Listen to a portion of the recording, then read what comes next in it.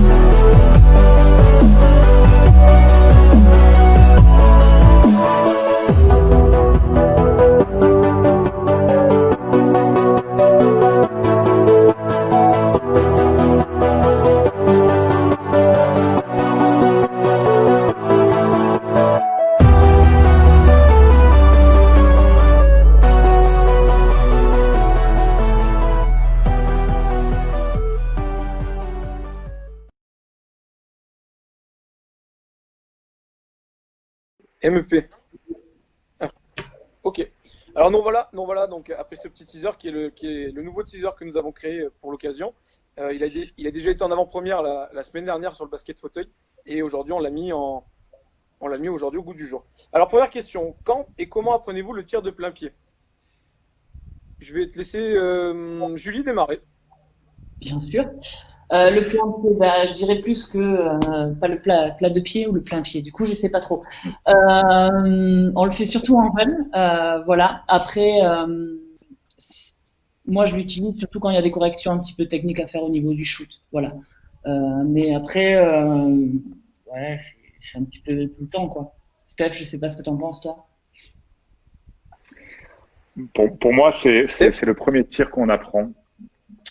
Pour moi, c'est important en fait d'avoir cette première gestuelle qui est le geste de base qu'on va avoir avec ce lâcher, qui va être un peu différent de tous les lâchers lay-up, de tous les lâchers crochets. C'est cette gestuelle avec ce poignet qu'on va réussir sur lequel on va commencer à développer le joueur de basket pour moi. La plupart du temps, le premier réflexe pour moi qu'un jeune a quand il prend un ballon, c'est prendre le ballon, courir, la plupart du temps sans dribbler, s'arrêter sur ses deux pieds et tenter de tirer. Et pour moi, en fait, à partir de ce moment-là, c'est pour moi la première chose que l'on doit apprendre aux jeunes, c'est ce travail un petit peu qui va être de pousser. Et c'est ce travail qui doit, à mon avis, être le plus constant sur toute la carrière, parce que c'est quelque chose qu'on va garder constamment. Aujourd'hui, un joueur de basket doit s'entraîner, j'ai envie de dire 70% de son temps à développer son tir, parce qu'aujourd'hui, c'est une grosse carence à haut niveau si on l'a pas. Donc, je pense que on commence dès le début et ça va très loin. Voilà. Après, comment c'est un travail de vraiment très longue haleine. Hein. C'est très long dans le temps. Le truc qui peut être très très frustrant avec ce genre de notion, c'est que ça peut aller assez vite au début. Et puis c'est quelque chose qui prend du temps et surtout quand nous sur les générations, enfin sur les adultes qu'on a ou adolescents qu'on peut avoir, c'est quelque chose qui prend du temps parce que c'est des choses qui sont souvent déjà installées et donc c'est quelque chose qui peut être frustrant et je pense qu'il faut vraiment se mettre dans la tête que quand on veut travailler le tir et moi je commencerai vraiment par ça sur cette intervention, c'est que il faut donner du temps au temps. Il n'y a pas de possibilité de faire avancer d'une journée à l'autre immédiatement. Et c'est pas parce que l'évolution ne se voit pas qu'il n'y a pas d'évolution. Voilà. Et il faut réussir à être patient par rapport à ça. Voilà. Ça, moi, c'est comme ça que je vois dans un premier temps le tir de plein pied et sur comment elle campe. Ok. C'est lui. Ouais. Oui, moi je dirais qu'on peut le faire très tôt effectivement parce qu'il n'y a pas besoin d'avoir développé beaucoup de qualités physiques. Donc c'est quelque chose qu'on peut apprendre très jeune, donner déjà des repères au niveau de la gestuelle, au niveau du bras et des repères aussi d'alignement et pour améliorer la coordination justement jambes et bras pour avoir très tôt cette impulsion et cette coordination qui des fois chez les jeunes est difficile à avoir et qui est importante pourtant parce qu'il n'y a pas encore de qualité physique très développée. Donc pour moi c'est important de le faire très tôt. Plus on donne des repères tôt, plus on prend des automatismes et évidemment la gestuelle est on va dire de meilleure qualité. Et c'est vrai que c'est difficile au bout d'un certain temps quand on a pris des habitudes à les changer. Donc plus tôt c'est fait au niveau des repères et mieux c'est. Après, c'est vrai que ça prend du temps, c'est beaucoup de répétitions et voilà, ça se fait pas du jour au lendemain, en effet. Exactement, je peux rebondir dessus, moi, personnellement. Je suis entraîneur de baby, d'accord, et aussi de U13. J'ai pris cette décision cette année de vraiment mettre en place vraiment cette formation avec les baby, de tirer le plus tôt possible, c'est-à-dire avoir le geste, le bon geste apparemment, le bon geste, avoir cette envie de tirer et marquer, parce que du coup s'ils arrivent à faire un geste correct ils vont pouvoir marquer, s'ils arrivent à marquer ils vont vouloir recommencer et c'est ce que moi je propose moi avec mes bébés, je leur fais faire ça, donc plus tôt c'est fait mieux c'est, puisque les gosses ils sont modelables, les gosses sont modelables et plus tôt c'est fait plus vite ils apprennent et ils sont contents et puis ça ils arrivent à marquer et au fur et à mesure ils vont vouloir progresser. Moi tu sais que j'aime bien te venir un peu te chercher sur ton retour, faire attention sur ils marquent, ils sont contents, mais s'ils marquent pas, ça veut dire qu'ils risquent de pas recommencer. Non, il faut leur donner justement cette envie de. Je pense qu'il faut leur donner cette envie de justement de recommencer. Et en fait, c'est par rapport à la pédagogie qu'on donne envie de recommencer. On dit pas c'est pas bien. On dit pas que c'est pas bien. Il faut continuer, il faut recommencer. Et puis, s'il n'arrive pas à développer, on fera ensuite par la suite, on arrivera à y arriver. Moi, je sais que maintenant, tous mes bébés, ils y arrivent. Quand je les ai quittés avant le confinement, ils y arrivent. Donc, c'est par rapport à la pédagogie, je pense, surtout. Il y a un point pédagogiquement qui est important, je pense, sur le tir de plein pied, c'est le fait de ne pas se soucier sur uniquement l'objectif final. C'est-à-dire que marquer un panier, c'est le but, c'est la fin, c'est la finalité. C'est la finalité de quoi? C'est la finalité d'une réalisation qui se doit être parfaite, j'ai envie de dire, de manière à pouvoir réussir à scorer régulièrement dans le temps.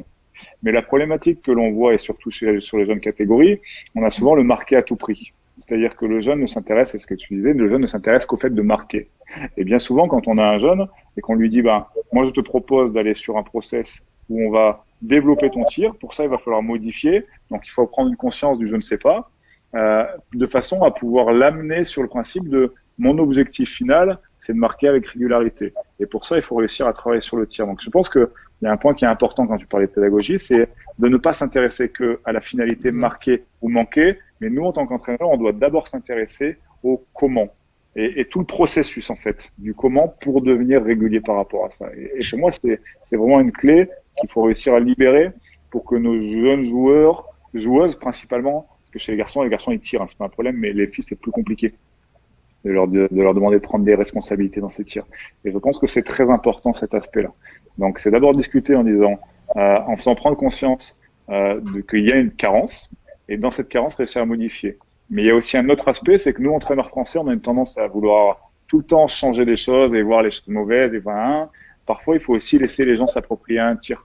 Parce qu'il y a des gens qui réussissent à scorer avec beaucoup d'efficacité. Et du coup, je pense qu'il n'y a pas forcément de nécessité tout le temps. Et en bon français que l'on est, nous, on a une tendance à tout le temps vouloir corriger quelque chose. Mais voilà, l'objectif final, c'est de réussir à scorer avec régularité dans les situations idéales pour le joueur. Voilà, en réussissant son geste parfait pour le joueur. Ouais. Je peux en parler d'ailleurs de mon geste parfait, parce que moi j'ai pas un geste parfait du tout.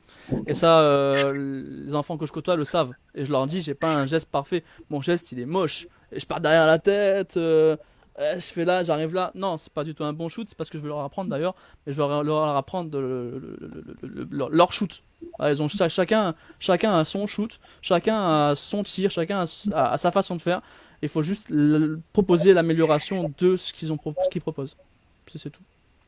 C'est tout ce que je fais d'ailleurs. Il y a quand même une base commune. Sylvie Gruzinski peut très bien montrer son tir parce qu'elle a un tir de grande qualité, c'est plus facile pour elle, mais c'est vrai qu'on n'a pas tous cette chance-là.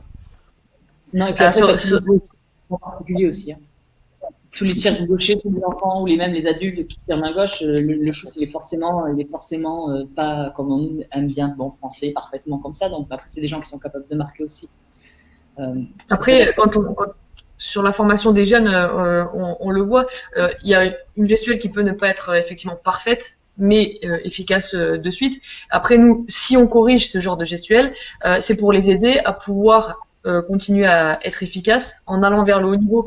Par exemple, on est en U13, on a une gestuelle pas du tout parfaite, mais par contre, on arrive à scorer. Mais la gestuelle, si elle part de très bas, en U13 ça passe, mais on arrive sur du U15, U15 élite, U18, et là on peut plus tirer d'ici, il faut monter la balle. Donc c'est pourquoi on leur corrige et pourquoi on leur demande de casser une routine pour leur permettre de pouvoir scorer à plus haut niveau. Si on veut les amener vers le haut niveau, c'est ce qu'il faut faire. Alors après oui, en effet, c'est difficile pour un ado d'accepter de casser sa routine, de casser son geste pour pouvoir tout de suite ne pas être efficace, mais pour pouvoir être efficace dans l'avenir. Et ça, c'est difficile pour eux de le comprendre. Donc en effet, je reviens sur ce que tu disais, Steph, c'est leur donner des objectifs intermédiaires avant d'arriver sur la finalité de scorer, parce qu'on casse une routine, une habitude, forcément on n'est pas efficace tout de suite, et mentalement c'est compliqué d'accepter ça.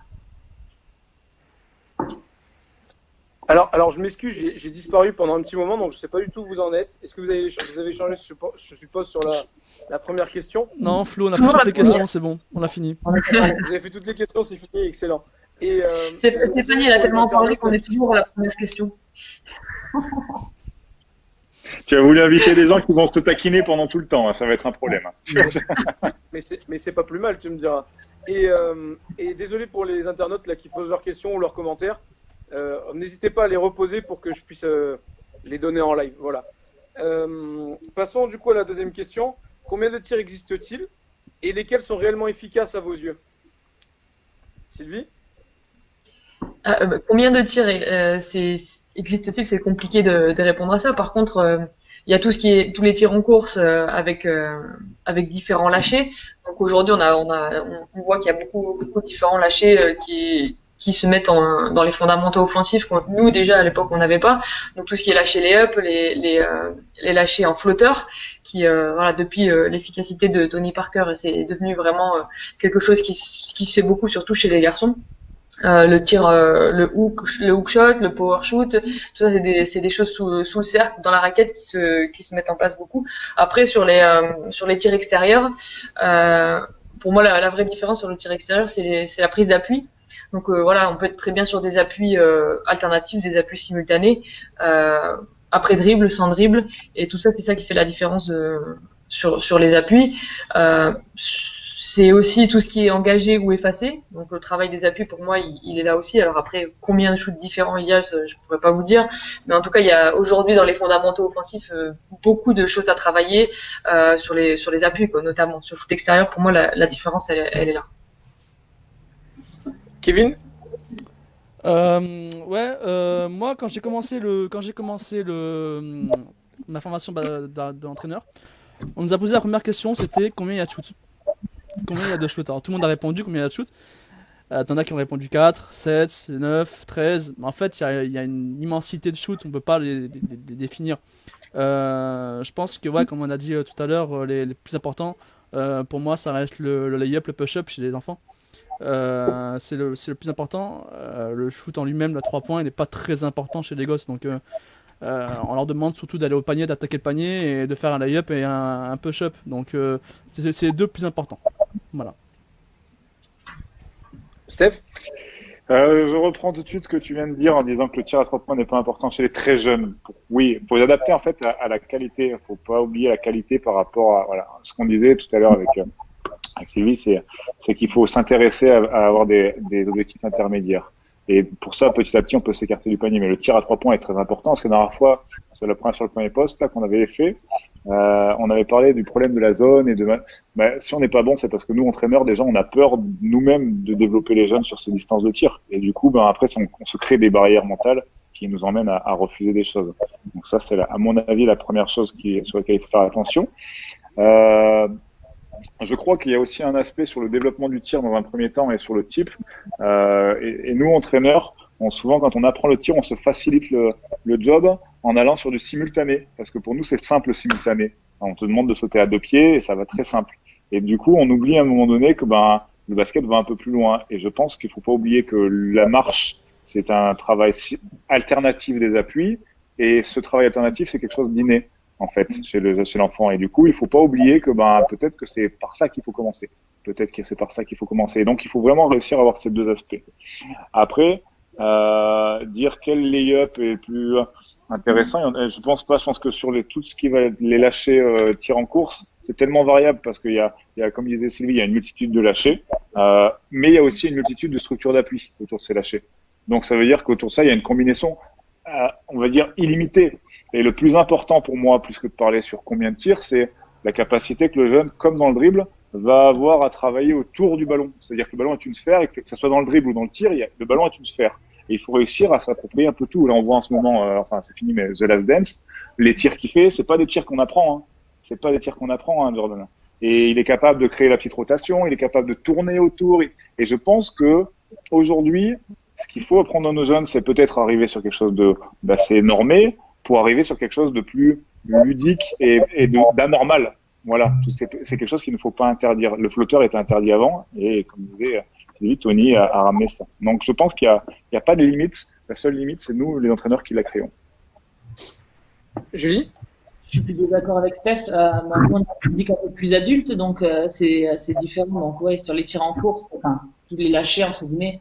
Moi, ce que j'aime bien, c'est que mes joueuses aient des spécificités. Voilà, si elles sont plus à l'aise à faire un reverse, la balle dans le dos, j'en sais rien, mais voilà, travailler fort sur ces choses-là. Après, tout le long de l'année, on essaye d'amener des gammes différentes aussi. Tu vois, pour pas rester que focus sur un point. Donc voilà, on essaye de là, le shoot, comme tu dis, Steph. Après, les gens, ils s'approprient ou s'approprient pas. Sur les appuis, moi, ce qui m'intéresse plus, c'est la rythmique, en fait, quand les gens posent des appuis. Plus de comment tu le poses, parce qu'on se rend compte que, à partir d'un certain âge, je sais pas si chez les enfants c'est la même chose, mais qu'elles ont développé des qualités techniques qui font qu'elles retombent toujours plus ou moins sur les appuis qui les arrangent, entre guillemets. Donc, le but du jeu, c'est de renforcer sur ces points-là, et après, quand tu arrives à le mettre, entre guillemets, sur tes systèmes de jeu et des appuis à l'envers, les faire travailler beaucoup sur ces appuis plus faibles. Mais elles peuvent tirer sur un système d'une manière d'un côté et de l'autre manière de l'autre. Pour moi, il n'y a pas de préférence, et modifier les appuis, c'est très compliqué parce que la coordination, elle est bloquée, entre guillemets. Donc, à part s'il y a une problématique où tu n'as pas de réussite, où tu n'as pas ce genre de choses, entre guillemets, on passe beaucoup plus de temps, voilà, sur la rythmique, sur les espaces de jeu, ou si tu vas le chercher sur un effacé, comme tu dis, c'est peut-être pas la même réponse, tu vas peut-être pas attaquer de la même manière derrière. Donc, c'est un peu plus adapté directement aux qualités naturelles de la joueuse. Et après, on amène de la gamme, mais pas sur les appuis, mais sur les types de tirs, on essaye d'amener des gammes différentes un petit peu.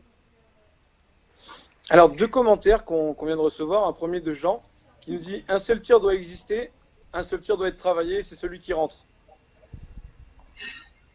Et un autre commentaire de David qui nous dit: il y a une limite physique quand même chez les plus jeunes à prendre en considération. Qu'allez-vous à répondre?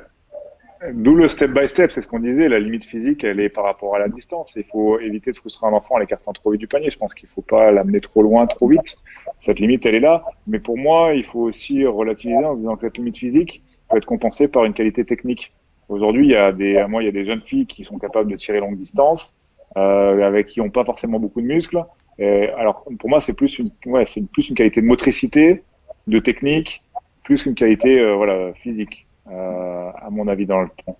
Voilà. Et Jean, pour moi, pour répondre à Jean, bien évidemment que c'est le tir qui rentre le seul tir, mais nous, on est là pour accompagner les gens pour qu'ils les rentrent. Donc, il faut travailler ça. Mais bien évidemment. Mais ça, là, on parle d'un objectif, encore une fois, et pas d'un comment, en disant ça. Ouais, vous avez quelque chose à ajouter? Vas-y. Moi, je dirais, bien sûr, le tir qui rentre, c'est toujours celui qui nous fait plaisir, mais c'est aussi respecter le jeu. Si le jeu t'amène ce type de tir, il faut que tu sois capable de le prendre. Si tout le monde a créé pour toi, que tu sois capable, toi, à un moment donné, de finir l'action. Donc, c'est évidemment qui rentre, mais dans un collectif, entre guillemets. Vas-y, Louis. Moi, je dirais que sur ce que je disais tout à l'heure par rapport à la gestuelle, on peut l'amener très tôt. Et justement, il y a cette coordination entre, tu parles de motricité, Steph, et c'est un peu ça entre savoir utiliser les jambes, et pour les jeunes filles, par exemple, ou les jeunes garçons qui sont pas encore développés musculairement, pouvoir quand même tirer de l'extérieur, tirer même à 3 points, si on a une gestuelle correcte au niveau de cette motricité. Donc ça, c'est, je pense, quelque chose qu'on peut l'apprendre, passer sous la balle, réussir à utiliser les jambes pour tirer. Ça, je pense que c'est important. Ensuite, sur la deuxième chose, on se doit d'apprendre différentes choses et différents types d'appuis, différents tirs dans la formation du jeune. Mais après, moi, je pense qu'il ne faut rien imposer, parce que il y a des joueurs qui vont être naturellement beaucoup plus à l'aise sur les engagés, d'autres sur les effacés. Il y a des jeunes qui vont être très forts sur un pied et qui vont avoir une faiblesse sur l'autre. Et je pense du coup que ça vient complètement naturellement. Mais nous, on se doit à la base, leur donner différents outils qu'ils puissent eux utiliser. Mais après, voilà, Julie le voit, enfin vous le voyez dans le sport de haut niveau derrière, quand ils arrivent en professionnel, tout le monde a des gestes spécifiques. Voilà, sur un côté plus particulièrement qu'un autre, donc forcément à haut niveau, on cherche dans le côté tactique à pouvoir utiliser une joueuse à droite, à gauche, sur un jump shoot, sur un 3 points, sur une sortie d'écran. Mais à la base, dans la formation, je pense que il y a des choses plus simples que d'autres, donc on se doit de commencer par ça. Mais après, il faut donner des outils et il faut laisser les jeunes s'exprimer sur ce qu'ils aiment. Après, nous, c'est parfait. Hein, Kevin, tu souhaites rebondir? Nous, on est pour. Hein. Tu peux faire des alternatives, Vivi bosse bien, nous on adore. Moi, je bosse pas pour vous, je bosse pour les garçons. T'as choisi ton camp. On fait tous des erreurs, c'est pas grave. Kevin, tu souhaitais répondre, réagir? Non, pas forcément. Je dois quand même me préparer pour la question d'après. Parce que en fait, m'intéresse bien la question d'après là, justement. Ok. Juste avant la question d'après, il y a un commentaire d'Aurélie qui nous dit pour vitesse d'appui, il y a la prise en compte de gainage, équilibre et ensuite, et même avant, il y a l'accroche du cercle avec le regard. Il y a tellement de paramètres tactiques et de détails il faut les jambes, il faut les abdos, il faut les bras, il faut le regard, il faut le timing, il faut la passe qui arrive au bon moment. Il y a vraiment beaucoup de paramètres. Donc je pense pas qu'il y en ait un meilleur que l'autre entre guillemets, tu vois. Mais après, on y reviendra. Mais je pense que c'est la répétition aussi, le fait de connaître ses coéquipières, tout ça qui peut t'amener d'être dans des conditions maximales. Mais plus tu shootes et plus t'es capable. T'es pas obligé d'être gainé pour shooter. Après, moi, qu'on me donne un exemple, Joannès, c'est pas la joueuse la plus costaud du monde et pourtant elle tire 3-4 mètres derrière et elle est capable de planter. Donc, je pense qu'il faut arrêter avec ses limites physiques et je pense qu'il y a une technique, il y a aussi une confiance en soi, il y a aussi, ça fait partie d'une de tes questions, donc on va pas, mais, oui, bien évidemment qu'il y a une dynamique physique, mais je pense qu'il faut pas s'arrêter là. Ok. La question suivante, donc que Kevin apparemment a l'air d'apprécier. Est-ce que vous êtes de l'école plutôt avant-gardiste ou moderne, c'est-à-dire les intérieurs à l'intérieur et prennent que des tirs près du cercle, puis les extérieurs qui prennent des tirs de loin, ou est-ce que vous offrez une alternance à tout le monde dans le tir? Donc Kevin, on te laisse l'ouverture. Ok, et alors chaque coach après interviendra. Ok, d'accord. Donc aujourd'hui, on est dans une ère où un intérieur peut marquer à 3 points. À l'époque, moi je me rappelle regarder des matchs, les intérieurs ne marquaient pas beaucoup de 3 points. Aujourd'hui, les intérieurs, les ailiers forts, tout ça, ils marquent des 3 points. Ils marquent des 3 points. Donc je pense que si on suit l'évolution de la chose, il faut laisser justement cette évolution progresser. C'est important aujourd'hui dans le fait que moi je vois beaucoup en National 2 par exemple Maxime Gianveni chez nous au Canet Côte d'Azur, ça lui arrive de prendre des 3 points, ça rentre souvent et il prend des tirs aussi à l'intérieur, donc je pense qu'il faut avoir vraiment cette alternance, voilà, exactement. C'est important maintenant dans le basket moderne. Donc toi, tu es plutôt partisan de l'alternance. Ouais, ok. Bien sûr. Sylvie? Alors sur le basket moderne, c'est vrai que ça a changé énormément et on n'est plus dans la formation comme on l'était à l'époque où dès 13 ans on détermine toi tu seras un joueur intérieur, toi tu seras un joueur extérieur. Déjà c'est compliqué. Nous, par exemple, au pôle, on les voit arriver à 13 ans. Il y a un garçon qui fait 1m75 et 2 ans plus tard, il va faire 1m90. Et puis 2 ans plus tard, il fera 2 mètres. Aujourd'hui, à 2 mètres, un joueur, ça peut très bien être un joueur extérieur ou un joueur intérieur. Mais on peut pas déterminer le poste de jeu très tôt. La croissance se fait assez tard chez les garçons. Chez les filles un petit peu plus tôt, c'est peut-être plus facile de cibler le poste de jeu. Mais de toute façon, aujourd'hui, les postes 4, comme on disait, c'est des postes 4 modernes qui jouent face au panier, qui tirent extérieur, qui tirent de loin. Mais aussi dans le haut niveau, on voit, il y a des meneurs de jeu qui peuvent poster, des postes 3 qui jouent dos au panier. Donc pour moi, aujourd'hui, dans le basket moderne, il faut tout apprendre. Donner donner des outils, donner des clés à tous les joueurs. Il y a des joueurs qui vont être beaucoup plus à l'aise sur dos au panier, d'autres face au panier, un peu plus de loin ou de près. Mais pour moi, c'est des outils qu'il faut leur donner. Il faut pas les stigmatiser dans un poste de jeu ou dans un registre. Leur donner le maximum de possibilités d'évoluer, voilà, que ce soit face au panier, dos au panier. C'est ce que je disais. Je pense qu'il y a des joueurs aujourd'hui qui sont dans les plus petits, mais qui vont grandir d'un coup. Donc, savoir jouer dos au panier. Des petits lâchers de poste intérieur, ça peut être intéressant pour tout le monde, je pense. Steph? Alors, moi je pense que sur l'évolution du jeu, de toute façon il faut suivre l'évolution du jeu, c'est important. Quand on regardait un shot chart à l'époque, des Bulls, Jazz, quand on regarde la finale de 98, il y a des Jazz là, où Karl Malone a 90% des ballons dedans et que la plupart des tirs, bon. Je pense que le tir à 3 points se faisait rare. On est aujourd'hui dans un basket où, quand on regarde aujourd'hui, il y a une majorité de tirs qui se font longue distance. C'est-à-dire qu'on est à l'inverse. C'est-à-dire qu'avant, le secteur intérieur permettait d'avoir un tir à l'extérieur rare. Aujourd'hui, le nombre de shooters que l'on a permettent d'aller chercher l'accès au panier beaucoup plus facilement. Donc je pense qu'on a vraiment réussi à changer ce rôle-là, ce jeu-là. Maintenant, je pense qu'il faut aussi regarder, et je pense qu'il y a aussi une vraie évolution qui était déjà un peu le cas avant, c'est-à-dire que le poste 3, aujourd'hui, c'est un joueur qui est capable d'évoluer proche du cercle aussi. Donc il faut réussir à faire travailler un peu tout le monde, je pense, proche du cercle. À partir du moment où un match-up est favorable proche du cercle, il faut que tout le monde soit en capacité de le réaliser. Maintenant, je pense aussi que sans le poste 4 qui est capable de tirer longue distance, aujourd'hui, on peut pas jouer au basket. Je pense qu'aujourd'hui, sans un poste 4 shooter, c'est très compliqué. C'est très, très compliqué. Julie, je pense, sera un peu d'accord avec moi, hein, cette année avec Aïm qui mettait des tirs longue distance vraiment, et ça a facilité le jeu, en fait, sur votre saison. Le fait d'avoir ce danger longue distance, ça a permis d'augmenter l'espace de jeu, le volume de jeu, et ce qui a permis notamment une vraie poste 5, parce que moi je suis quand même assez fervent de défendre l'idée qu'un des vrais postes 5 existent encore, avec une capacité à tirer plus ou moins longue distance, mais je pense que pour ça il faut avoir ce qu'on appelle un stretch fort, c'est-à-dire quelqu'un qui va pas être dans la peinture et qui va pouvoir permettre d'écarter un petit peu le jeu et de va devenir un vrai danger longue distance. Donc pour moi, je dirais même envie de dire que le poste 4 doit être quasiment le joueur le plus adroit de l'équipe, de mon point de vue aujourd'hui. Donc voilà, complètement d'accord avec toi, Kevin. Surtout que... Ah, pardon, je voulais juste te dire une chose, mais c'est pas grave. Vas-y, Julie, vas-y, c'est pas grave, c'est pas important.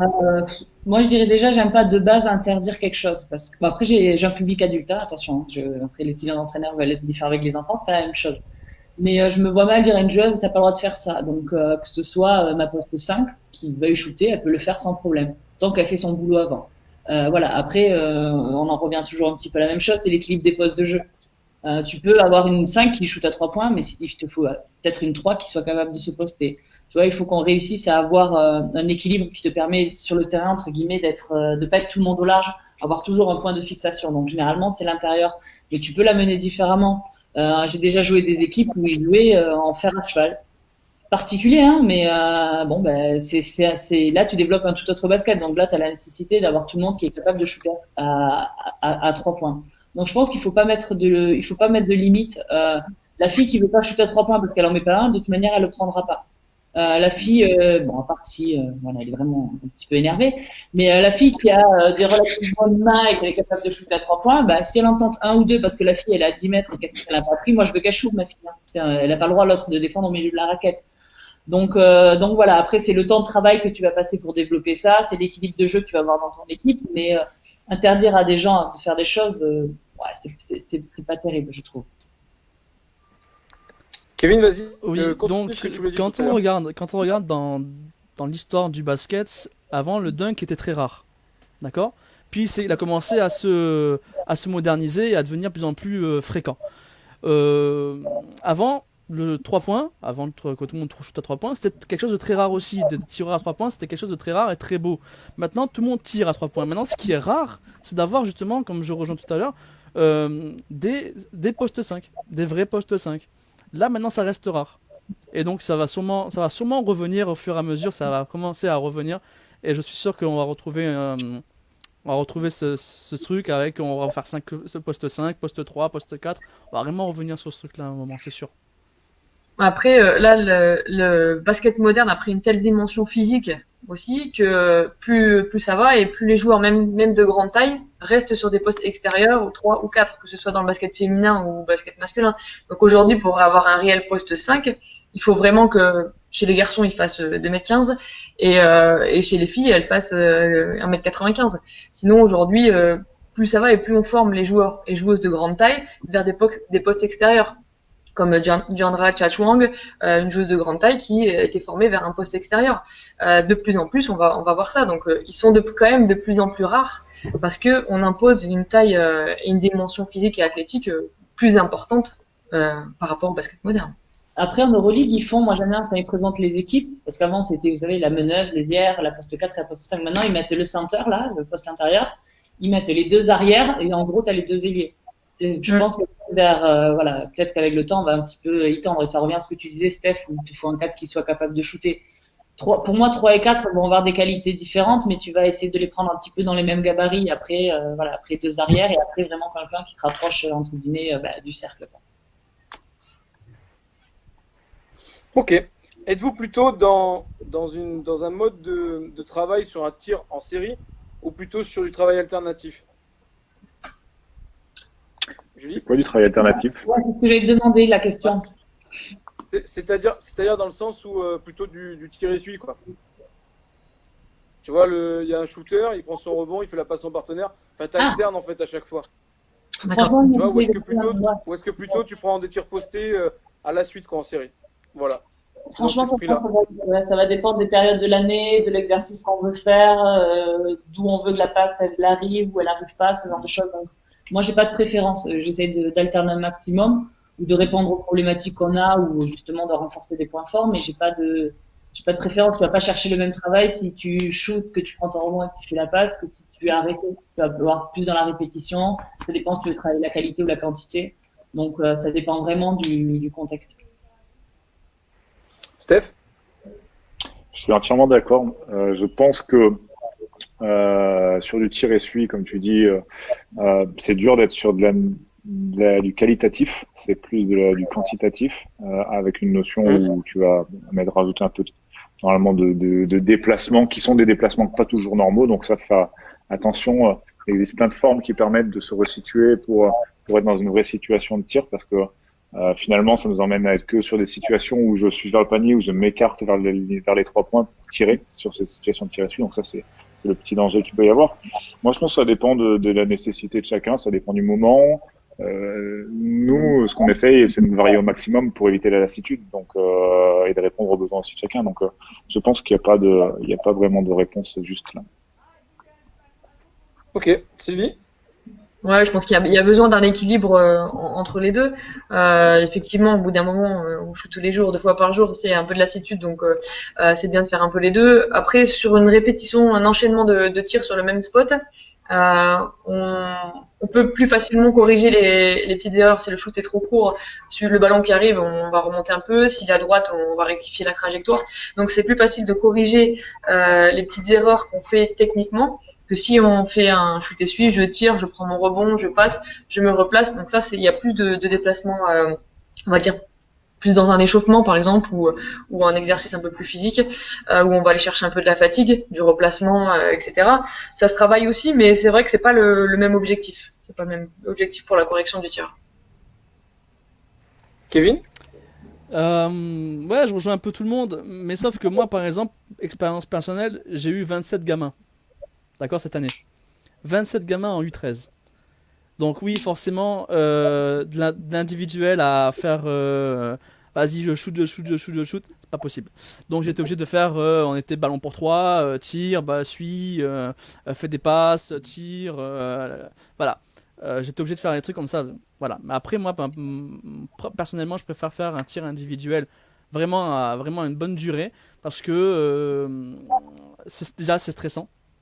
Déjà c'est stressant et quand on marque pas, c'est stressant. Et donc ça apprend à gérer ce stress, justement, que quand on marque pas, c'est pas grave. Voilà, ça c'est important. Je pense que le tir répétitif se passe généralement, si je regarde bien, au niveau des lancers francs. Voilà. Pour moi, c'est le plus important, c'est au lancer franc, le tir répétitif. Parce que 3 points, c'est jamais pareil. Donc tu peux pas faire tout le temps du 3 points, du 3 points, du 3 points, du 3 points tout le temps, c'est pas possible. Après, quand on fait une série, il y a aussi l'objectif. Tu fais une série de 5, de 10, mais tu fais pas une série de 50, quoi. Après, on peut très bien se dire, on fait 10 tirs, et du coup, on se met pas de pression sur combien on doit réussir.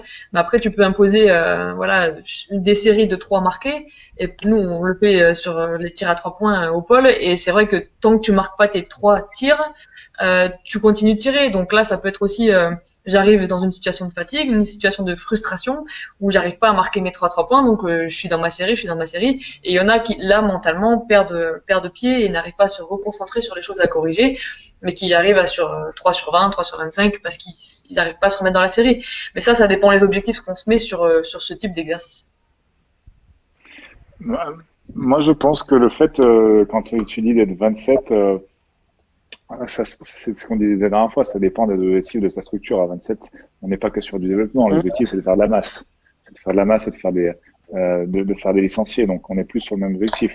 Maintenant, même si tu as un ballon pour 3, ça permet, et surtout, je pense que tu t'entraînes pas énormément, tu t'entraînes 2 fois par semaine maximum, ce qui fait que finalement, sur un entraînement, tu as besoin de travailler la passe, tu as besoin de travailler le tir, tu as besoin de travailler le dribble, donc tu as beaucoup de choses qui peuvent se travailler, ne serait-ce qu'avec un exercice de tir dans ces situations-là. Et après, ça ne veut pas dire qu'on est que sur du tir à 3 points, il y a toute une dynamique qui vient du tir à 3 points, la réception de réception sur un spot qui se situe la plupart du temps un peu derrière la ligne à 3 points, c'est l'attitude de tir, le tir, premier regard c'est le tir, deuxième intention, ça va être de trouver peut-être une meilleure passe, ou sinon c'est de prendre le dribble pour aller chercher le pull-up. Et du coup, je pense qu'il y a un vrai travail à réaliser, même avec un ballon pour 3. L'idéal c'est 2 pour 3 si on fait ce genre de choses, mais je pense qu'il y a un vrai travail à faire. Alors nous avons 2 questions d'internautes. La première question c'est Corentin.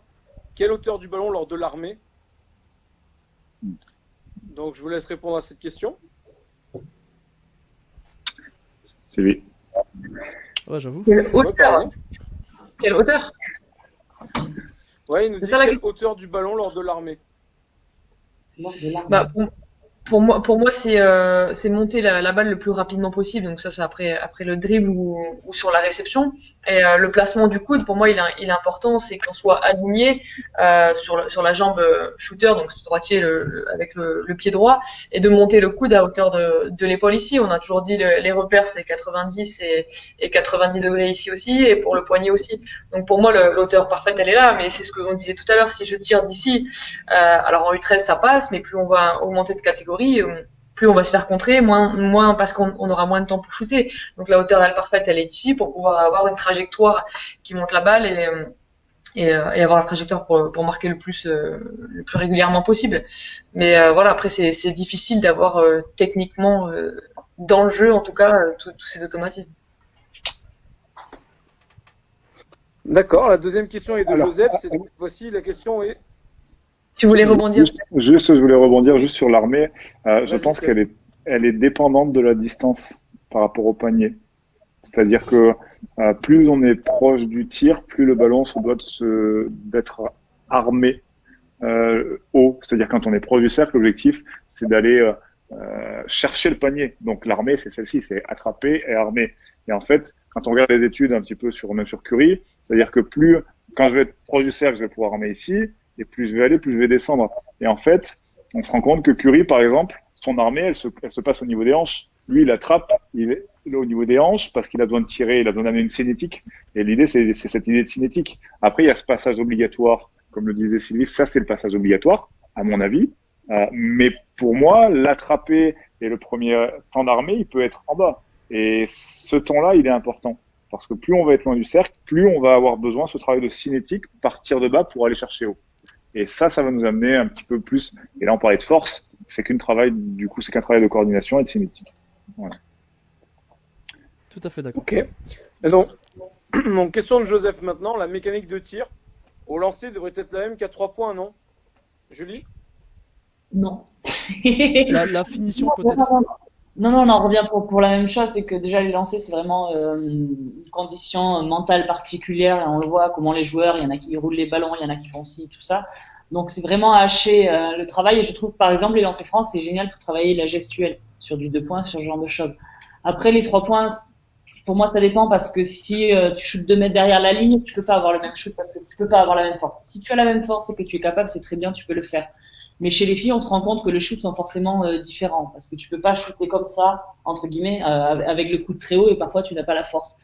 Donc c'est pas pour moi une obligation d'avoir la même chose entre les deux. Tu peux avoir des tirs qui sont un petit peu différents. On en revient à ce que disait Steph par rapport à l'attraper et au lâcher. C'est pas la même chose quand t'es arrêté et que t'attrapes le ballon. Voilà, tu peux plus facilement te mettre en route que quand t'es dans le match où le ballon arrive de droite, de gauche, ce genre de choses. Donc pour moi c'est pas une obligation d'avoir l'avant du shoot, entre guillemets, tout ce qui se passe en amont du shoot de la même manière. Après, le fouetter, le lâcher, c'est la même chose. Voilà. Quand je casse, je lâche, les sensations peuvent être identiques, mais l'approche pour moi est différente. Steph, Sylvie, Kevin, validé? Oui, bien sûr. Plus qu'on va aider, parce qu'en tant que, j'ai été joueur et j'ai des problèmes au genou, et en fait j'ai pas du tout la même force à 3 points comme à 2 points. Donc du coup je me suis adapté. À 3 points mon shoot il est là-haut, D'accord? Il est moche, et à 2 points, il est très bien. À 2 points, il est très bien. Donc ça n'a rien à voir, c'est par rapport à la force. Comme il disait tout à l'heure Stéphane, c'est la cinétique. C'est-à-dire que plus tu pars plus bas, plus tu auras de force. Et moi, je peux pas prendre cette position-là parce que du coup, j'ai pas assez de force. Donc je suis obligé de m'adapter. Et chacun a son adaptation. Après, tu parlais du basket féminin, tu as fait une intervention là-dessus, la différence entre basket féminin et masculin, et je suis complètement d'accord avec Julie, c'est que chez les filles, c'est très rare les filles qui sont en capacité d'arriver sur un tir en suspension à 3 points, chose que les gars vont être capables de réaliser. Ils vont avoir une gestuelle qui vont être assez constante jusqu'à 7 mètres, je dirais, qui vont être un peu plus constantes. Les filles, en général, le lâcher se fait un peu plus bas du coup, elles ont besoin d'un peu plus d'espace devant. C'est assez rare par rapport à ça d'avoir les mêmes situations. Ouais. Très bien. On a un commentaire de Mizel Topolovac. Tir en répétition 50 ou 100 donnera une meilleure réussite, même à 3 points. En France, on a peur de ça. Vous avez une réaction par rapport à ce commentaire?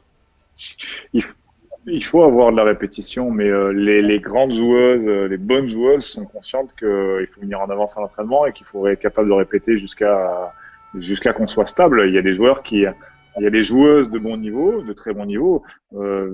Julie a la chance de bosser avec Caps. À mon avis, Caps, c'est que les joueuses qui sont aussi fortes dans leur basket.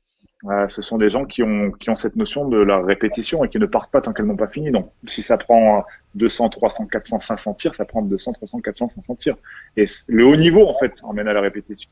Les gens qui sont au très haut niveau, ce sont des gens qui répètent. Et 50, 100 fois, ça paraît pas énorme, pour le coup. Ouais, non, c'est pas Après, je comprends parce que c'est l'école de l'Est où on disait qu'il fallait, qu'il était plus dans la répétition que nos écoles, mais je pense qu'on l'a tous fait et qu'on y est tous. Et puis les joueuses, quand elles font du shoot, elles répètent. On va pas se raconter des histoires. Alors après, elles peuvent décider d'en faire tant, comme elles peuvent décider d'en faire 10 d'affilée. Ça prend autant de temps. C'est le challenge qui est différent entre guillemets. La motivation, il faut les varier, c'est important. Parce que c'est pas pareil de shooter 100 fois, d'en mettre 100 ou d'en mettre 20 d'affilée par exemple. Tu vois. Donc c'est varié ces situations-là parce que le tir il est pas pris mentalement de la même manière. Mais après non, ça fait pas peur. Il faut énormément répéter et ça c'est certain. Mais tout, franchement, il y a Caps, mais j'ai plein de joueuses, elles shootent tout le temps, quoi. Ça shoot tout le temps. Après, il y a aussi la régularité, c'est-à-dire c'est pas shooter 100 fois le lundi et rien faire jusqu'au lundi d'après. C'est tous les jours, il faut en faire un peu.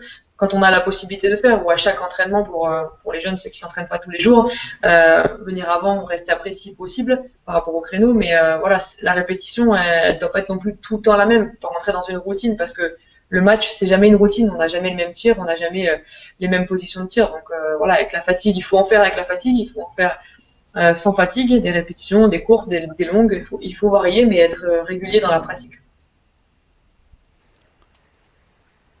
Alors, vous avez Corentin qui vous valide à 100% par rapport à l'armée du tir tout à l'heure. Voilà. Et Joseph qui, du coup, nous répond à ce que vous avez répondu.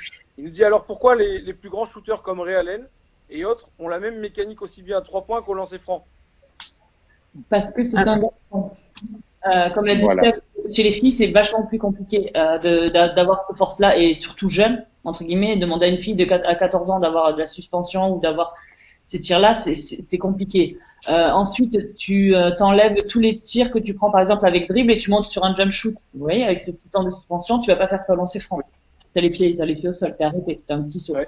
Donc, pour moi, déjà quand t'es un garçon, tu peux être plus capable de le faire parce que t'as plus de force.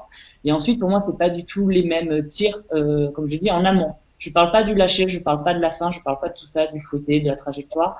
Mais par contre, sur tout le reste, je suis très contente pour Ray Allen, mais honnêtement, c'est plutôt difficile. Après, la gestuelle reste quasiment la même. On est d'accord, quelqu'un qui shoot ici, elle shootera ici au lancer, elle shootera ici à 3 points. Quelqu'un qui part un peu bas, généralement, elle partira bas au lancer. Donc, tu retrouves les mêmes problématiques sans pour autant que ce soit exactement la même chose. Ouais, mais là on parle Quelqu'un peut rebondir? Ouais, moi je pense qu'on peut parler aussi par rapport à Ray Allen. Attends, Kev, je crois que Sylvie. Je crois que Sylvie voulait. Vas-y, moi c'est parce que. Là, on parle du très haut niveau. On est sur la NBA et forcément, les capacités physiques des joueurs NBA, c'est pas comparable avec ce que nous on vit en France. Alors oui, dans l'absolu, dans l'idéal, avoir la même gestuelle, avoir les mêmes tirs, c'est parfait, mais c'est loin d'être la réalité. Même chez les garçons, c'est assez compliqué. Donc, si on a la possibilité de prendre un tir plus arrêté avec plus de temps, la gestuelle est forcément différente. Ça dépend de la situation qu'on vit aussi sur le match, quoi. Si on a le temps de le prendre, on va pas faire un tir en suspension si on est tout seul. Voilà, faut apprendre à faire les deux. On a le temps de le prendre, on prend le temps de prendre les appuis et d'enchaîner la mécanique de tir. Mais voilà, en fonction du niveau auquel on joue, en NBA, c'est sûr qu'ils vont pas avoir beaucoup de temps, surtout quand ils sont scoutés, ils ont pas beaucoup de temps pour dégainer. Donc voilà, c'est des joueurs un peu hors normes aussi par rapport à ça. Nous, dans la formation, on n'en est pas encore là, malheureusement. Kevin, tu voulais rebondir? Oui, du coup, moi je voulais rebondir sur le fait qu'aussi c'est pas la même taille. On n'a pas tous la même taille, donc forcément on n'a pas tous la même adaptation, comme j'expliquais. Un joueur qui est grand va prendre le tir beaucoup plus haut qu'un joueur qui est plus petit.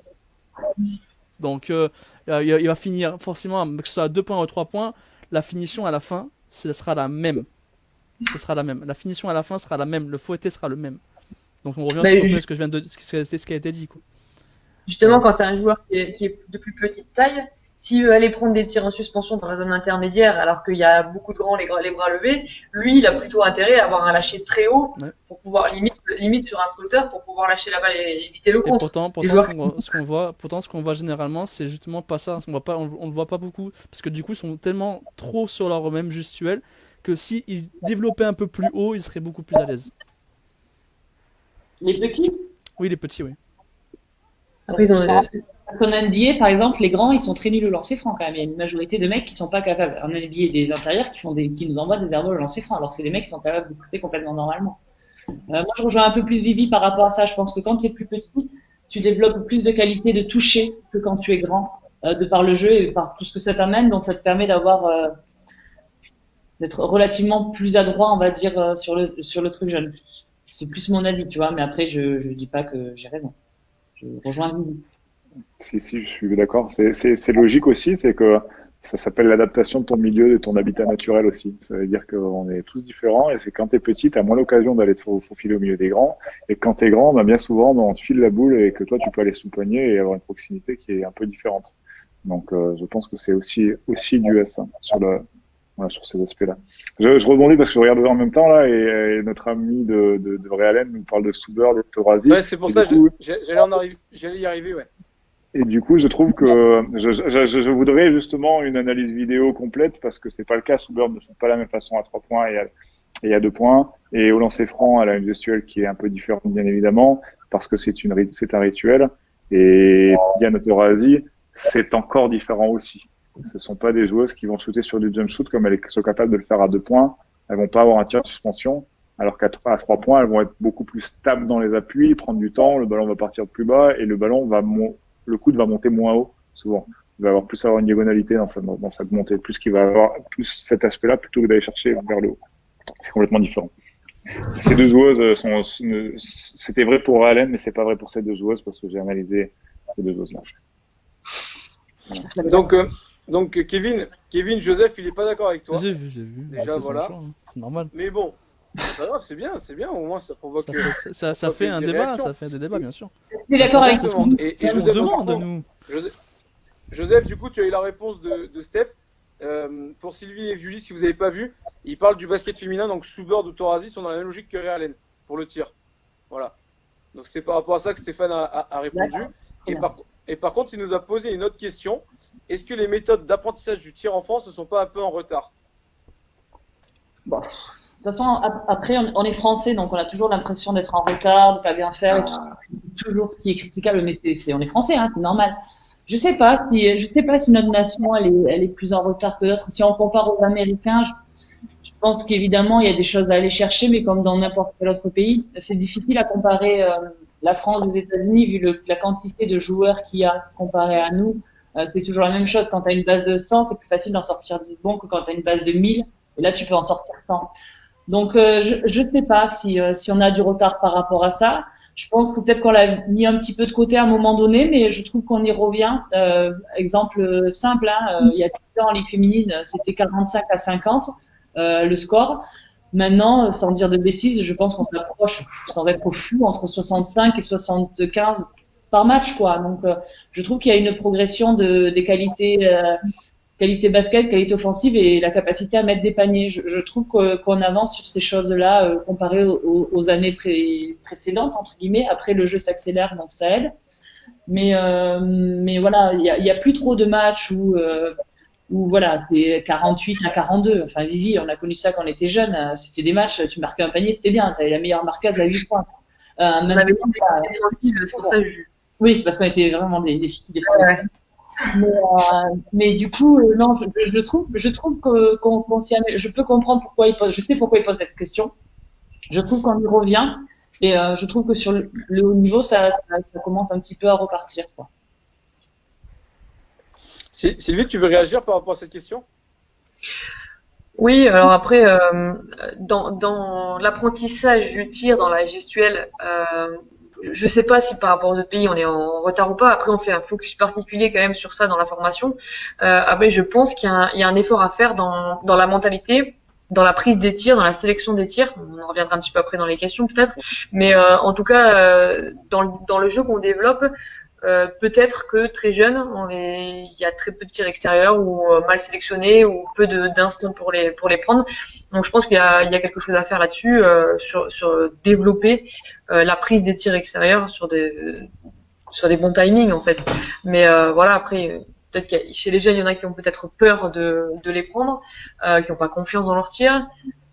On est en train de développer de plus en plus le focus sur le rebond offensif. Donc ça aussi, c'est quelque chose qui peut donner confiance aux shooters à prendre plus de tirs parce qu'on sait qu'on va avoir des coéquipiers ou coéquipières au rebond offensif.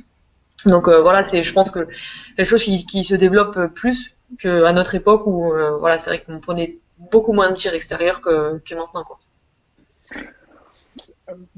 Steph, du coup, Joseph te remercie pour ton commentaire par rapport à Soubird et Torazi. Voilà. Avec plaisir. Et je compléterai qu'il faut faire attention de ne pas être trop français, c'est-à-dire qu'on est des bons râleurs qui avons une tendance à constater que rien ne va dans ce pays. Cette situation du Covid nous l'emmène à, voilà, on a pourtant pas beaucoup perdu notre métier en cette situation et on trouve quand même que la gestion, ça a été mal fait parce qu'on est français, voilà. Allez voir de la Ivy League en NCAA 1, Ivy League, et vous verrez très bien que vous verrez des airballs à gogo dans les matchs. Voilà, allez-y. Et en fait, ça reste les États-Unis. Sauf que les États-Unis, c'est plus grand que l'Europe, quasiment. Enfin, c'est grand comme l'Europe, quasiment. On parle avec le Canada et tout ça. Et du coup, il faut relativiser par rapport à ça. Ce qu'ils ont de plus par rapport à nous, c'est un cursus scolaire qui leur permet de s'entraîner et de mener des études de la meilleure des manières. Mais on fait du très bon boulot en France. Arrêtons un petit peu, voilà, cet aspect-là. On fait du très bon boulot. Merci pour ton avis bien tranché. J'aimerais maintenant qu'on passe sur quelque chose on va dire de propre à chacun. Pouvez-vous nous donner vos exercices fétiches pour travailler le tir? Vous pouvez dissocier le jeu extérieur et le jeu intérieur si vous voulez. Mais est-ce que vous avez vraiment des exercices, on va dire, fétiches pour travailler le tir? Steph? Moi, oui, non, en fait, je suis plutôt sur des séries. C'est-à-dire que si je travaille en individuel avec une shooteuse ou avec une joueuse qui va plutôt recevoir des écrans sortants, non porteurs de balles, je répéterai en fait beaucoup sur ces aspects-là. Après, je pense qu'on a tous la même chose, on va pas se mentir. On a cette fameuse course de Philadelphia là, un petit peu là, où on fait les 2 passes, 3 passes, on reçoit avec le jeu des 5 ballons là, où tout le monde tire. On va avoir le fameux tir navette où on va traverser le terrain. Ça, à l'INSEP, vous avez dû en bouffer de tout ça, à mon avis. Et je pense qu'il n'y a pas, voilà, moi, j'ai pas d'exercice fétiche. J'aimerais réussir à changer un peu plus. Mais c'est vrai que je pense que c'est la problématique de tous les entraîneurs, c'est de se dire comment on fait pour éviter la lassitude et éviter d'avoir toujours la même chose. Voilà, donc je travaille sur des gammes, je travaille sur du travail collectif avec des objectifs collectifs, sur de la réussite du coup. Mais non, j'ai pas d'exercice fétiche particulièrement. Sylvie? Sur demi-terrain, bon alors oui, sur tout terrain, tout ce qu'a dit Steph. Après, sur demi-terrain, j'aime bien travailler sous forme, quand il y a des effectifs réduits, hein. Si on sépare le groupe en deux, on peut faire 5 et 5 ou 6 et 6. Sur l'exercice de fontaine ou double fontaine, c'est quelque chose je pense qui est intéressant parce qu'on peut varier les déplacements. On enchaîne on enchaîne les tirs. Il y a beaucoup de, enfin voilà, on prend un joueur qui sort, une passe, un enchaînement, temps de prendre son rebond, remonter, etc. Ça je pense que c'est intéressant. Et la double fontaine, on peut pareil mettre les colonnes où on veut, en deuxième arrière, on peut en mettre une dans l'axe et une à 0 degré, varier les sorties, varier les prises d'appui aussi, parce que quand on ressort, on peut très bien travailler sur les engagés, les effacer. Les départs en dribble, après un dribble, on peut finir sur des tirs en course, sur des tirs extérieurs. Donc pour moi, c'est des exercices qui permettent, enfin une situation en tout cas qui permet d'évoluer, de faire beaucoup de tirs, de le faire en situation de fatigue, de le faire en situation aussi de compétition entre les deux groupes. Voilà, c'est des situations que j'aime bien pour varier, pour mettre du rythme, que ce soit sur les fondamentaux au début d'échauffement ou en plein milieu d'entraînement. Je pense que c'est quelque chose qui est intéressant. Kevin?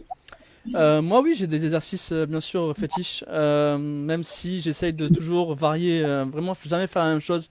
J'aime pas faire toujours la même chose, mais c'est vrai que j'aime bien de temps en temps remettre un petit peu ces exercices-là parce que moi j'aime bien les exercices un peu frustrants.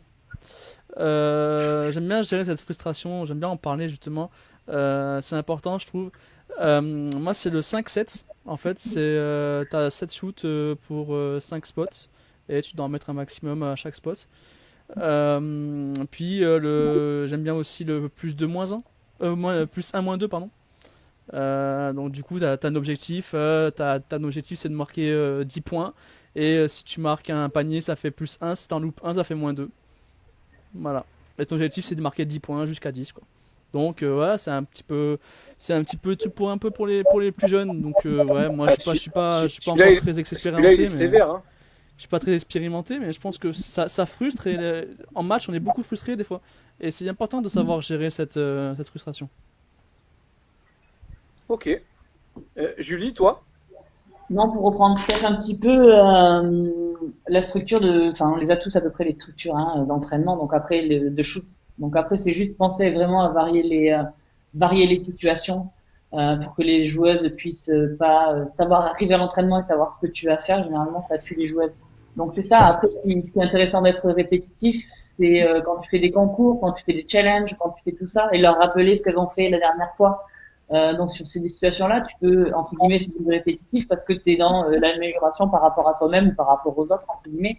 Donc plus sur ces choses-là, après les exercices de tir, comme tu dis, on les connaît tous plus ou moins. Donc après à l'intérieur, tu vas y mettre toi ce qui te correspond dans ton jeu entre guillemets, ce que tu veux développer. Donc tu peux changer les shoots, tu peux changer comme je dis les appuis, tu peux changer les courses, tu peux changer les passes, tu peux changer plein de choses. Donc juste ça, mais après tu peux pas faire qu'un exercice de tir toute l'année ou 3 exercices de tir toute l'année parce que nous on s'entraîne 2 fois par jour, donc après tu perds forcément les gens quoi. Ok, on a plusieurs réactions sur Facebook là. Donc Jean qui nous dit en Serbie chez les jeunes, les volumes de tir sont énormes dans des situations très diversifiées. Les objectifs cohérents mis en place, l'intensité, la vitesse d'appui et d'armée sont la priorité.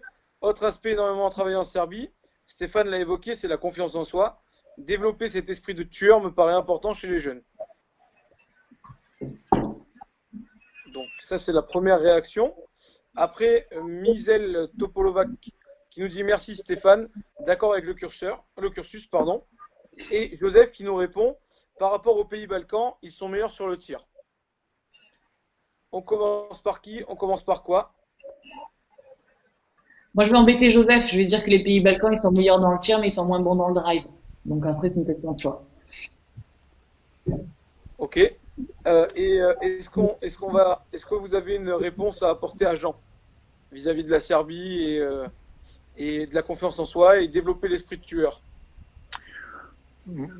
Oui, je pense que c'est un état d'esprit qu'ils développent là-bas, c'est-à-dire que ils ont peur de personne. Déjà, c'est la première des choses en Serbie, ils ont peur de personne. Tu leur mets n'importe quel joueur en face d'eux, ils vont aller pour dominer.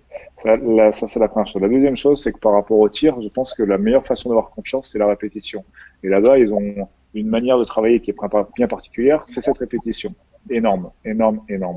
Et du coup, à partir du moment où on répète, on prend confiance en ces gestuels, on prend confiance à ce que l'on fait. Donc je crois qu'il y a cet aspect-là. Après, il y a aussi un autre aspect, c'est que ce sont des tueurs parce que c'est aussi une façon pour eux de sortir d'un cadre de vie parfois aussi qui leur permet d'avoir cette notion de tueur. Donc oui, c'est le cas. Maintenant, je pense que c'est nous, entraîneurs, qui devons donner cette confiance en encourageant plutôt qu'en sanctionnant. Ok. Je regarde parce que Joseph, en même temps, te répond, Julie, en fait. Il dit, c'est pas vrai, Julie, leurs arrières sont des killers. Saronas, etc. Donc, oui, après, il me parle de basket masculin, donc j'ai peut-être un petit peu moins de maîtrise, mais ce que je veux dire par là, c'est que c'est des cultures de pays qui passent tout le temps à shooter. Si on prend la République tchèque, par exemple, tu vas du poste 1 au poste 5, tout le monde shoot à 3 points. Et ça, c'est incroyable. Et par exemple, les intérieurs vont prendre beaucoup moins de temps à travailler les jeux de haut panier. Ce que je veux dire, c'est que sur la même quantité d'heures, tu es obligé de faire des choix sur ce que tu veux travailler. Alors après, plus tu as de quantité d'heures, plus c'est facile, entre guillemets. C'est là où je rejoins aussi Steph, c'est que je pense qu'ils sont des pays où ils ont une part dans le sport qui est beaucoup plus importante que nous en France, donc beaucoup plus d'entraînement, donc beaucoup plus la capacité de travailler des choses, quoi. Les sports-études, entre guillemets, où tous les enfants, ils sont dehors en train de jouer au basket. Donc voilà, ça c'est du temps gagné qui leur permet évidemment d'avancer par rapport aux autres, par rapport à nous Français. Parfait. Je vais poser une double question maintenant. Quelle est l'importance du tir dans une séance d'entraînement? À quel moment de l'entraînement vous le mettez? Son importance avant une rencontre? Et quelle place le tir prend-il dans le développement? Tu peux répéter tout ça? Alors, je recommence. On va dire, on va le faire diviser par 3. Quelle est l'importance du tir dans une séance d'entraînement et à quel moment vous le mettez en avant dans une séance d'entraînement? Généralement, moi, j'aime bien le mettre à l'échauffement. Voilà. De manière générale, l'échauffement. Si je mets pas l'échauffement, je mets des petits tirs pendant ma séance, entre 2-3 exercices de collectif ou de préco. Et après, j'essaie toujours de laisser un peu de temps libre à mes filles pour qu'elles. Et son importance avant une rencontre? Alors avant les rencontres, chez nous on a les shootings avant les matchs, ouais. Le matin. Ouais. Donc en gros moi le but du jeu sur ces séances, j'ai été joueuse. Quand on est joueuse, on sait ce que c'est les shootings avant match. Il faut qu'elles trouvent un objectif. Donc c'est soit ça va être travailler la gestuelle, ça va être se réveiller, prendre du rythme, soit shooter de situation de match, mais qu'elles shootent pour une raison, qu'elles n'arrivent pas, qu'elles shootent pas pour nous faire plaisir. Moi c'est la seule chose que je demande, c'est si je demande à la joueuse qu'est-ce que tu fais, qu'elle soit capable de me répondre. Voilà, je suis en train de faire ça. Après, je vais pas embêter les gens. Si ça fait 15 ans de ta vie que le matin t'as pas envie, mais que tu veux juste un peu te dégourdir les gambettes et shooter, fais donc ça, mais fais-le bien. Si t'as envie de t'envoyer et être transpiré et finir trempé, fais-le aussi. Tu vois. Moi, j'ai pas de problème tant que ça reste dans un cadre, quoi. Ok, Sylvie? Nous, sur le pôle, c'est, on va dire, présent quasiment tous les jours et tout le temps, dans le sens où on a une routine sur la gestuelle avant l'entraînement, enfin sur les minutes avant de commencer l'entraînement. Donc que ce soit sur les cycles, on a un peu sur les lancers francs, un peu sur la gestuelle, des exercices, etc. Et ensuite, j'aime bien mettre en fin d'échauffement, après les fondamentaux, tout ce qui est lâché, tir près du cercle, s'éloigner un peu du cercle et être sur la gestuelle, sur des différents tirs sur l'exercice et tir extérieur. Et ça peut arriver aussi que pour couper les séances de jeu, on mette du tir, voilà, en type récupération, mais avec un petit peu de fatigue sur des séries ou sur des concours entre joueurs. Steph? Alors, moi, on a un modèle d'entraînement qui fait qu'on ne met pas de tir beaucoup pendant la situation d'entraînement collectif. Parce que en fait, on a une tendance à aller vraiment sur du court, c'est-à-dire qu'on fait 1h15, mais on a un entraînement global de 3 heures, 3h15. Ça veut dire que avant la situation d'entraînement, on est sur une situation où chacun développe ce qu'il a besoin de développer. Comme je disais, on a tous des spécificités. Moi, j'ai des joueuses, elles vont tirer, tout le monde tire sur le catch and shoot, ça c'est une évidence, mais elles vont tirer plus après pick and roll, elles vont tirer plus après écran sortant, elles vont tirer plus en transition. Et donc, chacun en fait réfléchit en fonction de son profil de jeu. Voilà.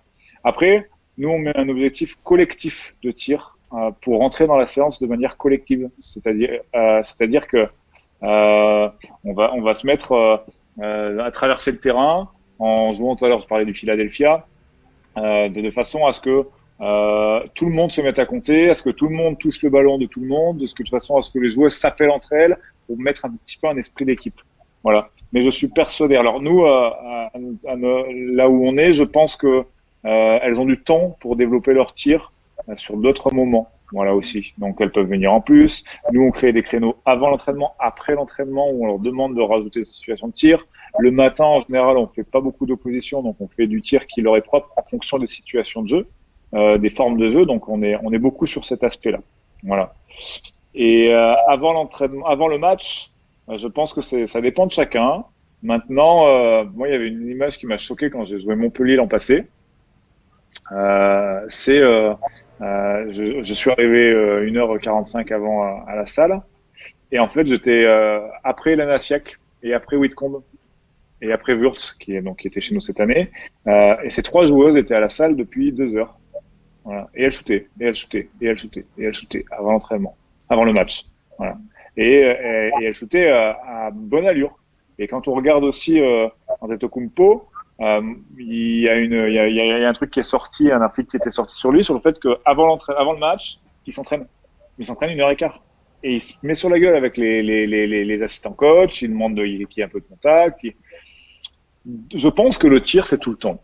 Voilà. Mais nous, on a ce luxe de pouvoir leur demander aux joueuses de venir avant, de venir après, de développer ça, de rajouter, de refaire un peu le matin parce qu'on s'entraîne 2 fois, et ainsi qu'on peut s'entraîner 2 fois, voilà, et ainsi de suite. Maintenant, chez la catégorie jeune, je dirais que ça doit prendre la majorité du temps, voilà, parce que c'est quelque chose d'important de savoir tirer, c'est quelque chose d'important, comme le handle, comme la passe. Pour moi, il y a 3 choses qui sont importantes. Et avant, on parlait des U13, il y a sur le premier poste. Le plus important pour moi, c'est ces 3 facteurs. Il faut être capable de passer, de tirer, de dribbler au basket. Après, les collaborations collectives, c'est quelque chose qui vient avec le temps. Tout à fait. Voilà. Qui vont dans un jeu plutôt réduit. Tout à fait. Kevin ? Non, tout a été dit là. Franchement, par rapport aux jeunes, justement, parce qu'on parle pas beaucoup des jeunes non plus quand on parle de tir généralement. Mais ouais, c'est vrai que Stéphane a raison. Dribbler, passer, tirer, c'est les trucs les plus importants. Voilà. Donc tout a été dit là, donc c'est nickel. Donc tu valides ? Je valide complètement. Excellent, excellent. Disons que maintenant on va passer sur la sélection de tir. Comment pédagogiquement vous amenez les jeunes joueurs ou sur un secteur intermédiaire ou même professionnel cette notion de sélection de tir? Sylvie? C'est pas simple. Franchement, c'est pas simple et on voit des problématiques différentes en fonction des secteurs masculins et secteurs féminins. Il y a certains problèmes. Enfin, chez les filles, je veux pas être trop agressive, je joue pour jouer, je joue pour passer, et chez les garçons, je joue pour scorer et je regarde pas ce qui se passe devant. Donc on a une certaine problématique où voilà, quand j'entraîne des garçons, c'est dans les situations de jeu.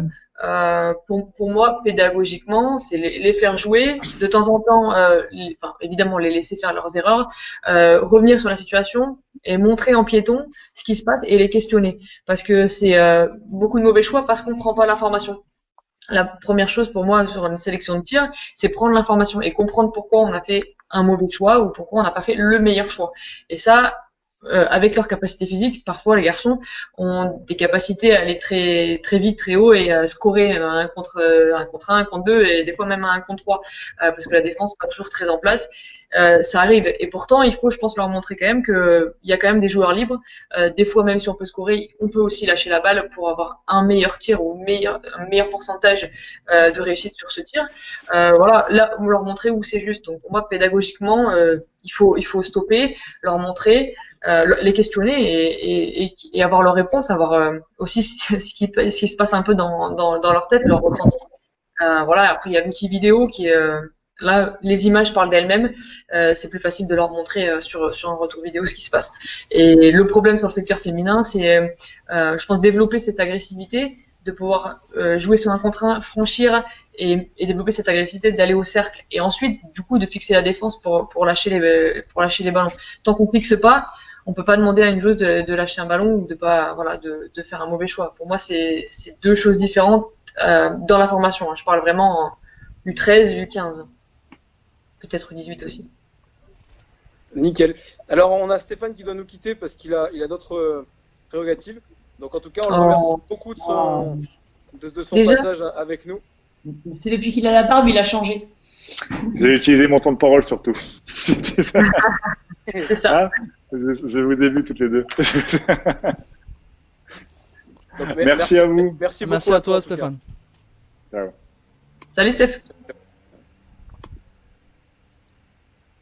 Du coup, Julie, par rapport à la question pédagogiquement, alors toi, c'est plutôt sur le secteur professionnel. Comment est-ce que toi, tu amènes cette notion de tir, du coup, cette sélection de tir, pardon? Alors écoute, comme dit Vivi, les filles ont quand même un peu moins tendance à se mettre en avant. Donc moi, il y a une règle, c'est que si tu es ouvert, tu shootes. Voilà, c'est pas plus compliqué que ça.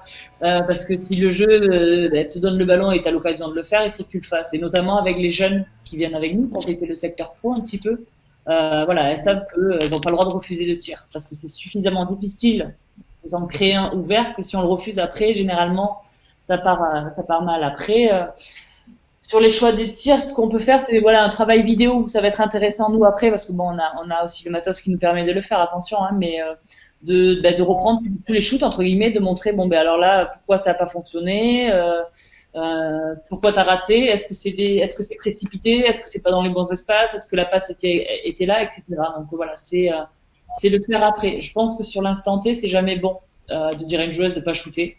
De toute façon, je suis pas très interdit, mais c'est jamais bon en plein match de dire à quelqu'un voilà tu forces, arrête. Non. Par contre, tu peux lui dire écoute là elle vient aider, lui expliquer parce que ce qu'on se rend pas compte c'est que quand on joue tout va très vite. Donc parfois les prises d'information tu ne les as pas. Donc il faut pouvoir s'entraîner sur ces prises de situation, il faut pouvoir s'entraîner techniquement à la passe. Est-ce que je fais une passe en tendant le bras, une passe au-dessus, une passe dans le dos, une passe à terre? Est-ce que j'ai les appuis arrêtés?